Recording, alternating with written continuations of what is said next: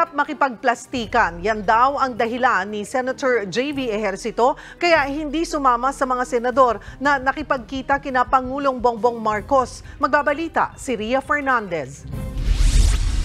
I still feel bad about mahirap naman makipagplastikan, no? Sabihin sigat tayo na ating masakit, no? Masakit pa yan. Ito ang diretsahang sagot ni Senador J.V. Ejercito nang tanungin siya sa programang Storycon ng One News kung bakit hindi siya sumama sa get-together ng mga senador kasama sina Pangulong Bongbong Marcos at First Lady Liza Araneta Marcos.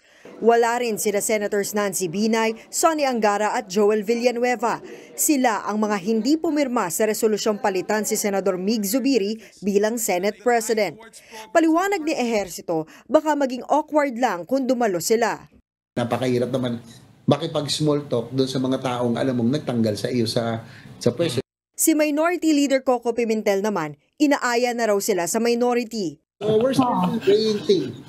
Hindi naman ibig sabihin pag nag-minority kami ay opposition na kami at galit kami sa administrasyon.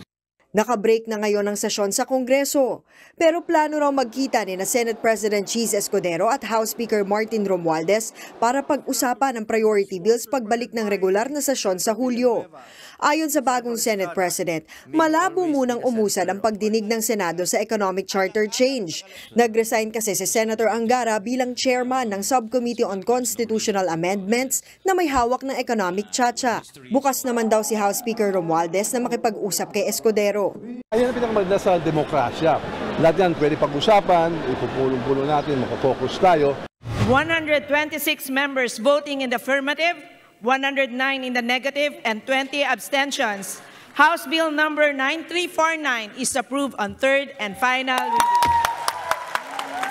Ito ang resulta ng botohan sa Kamara ng panukalang Absolute Divorce Bill noong Miyerkules. Agad yang pinuna ni dating Senate President Tito Soto.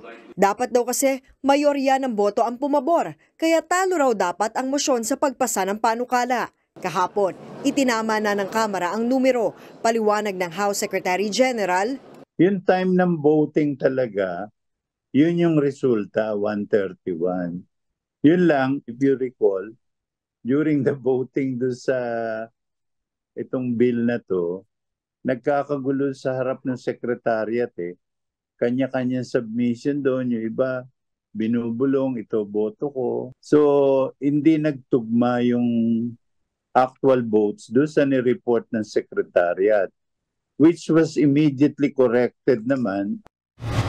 I deserve to be punished. Tanggap ni Congressman Pantaleon Alvarez ang parusa sa kanyang censure dahil sa disorderly behavior.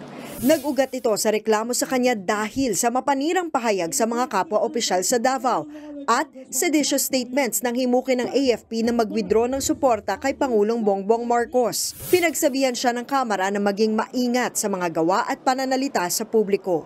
Para sa 1PH, Ria Fernandez, News 5.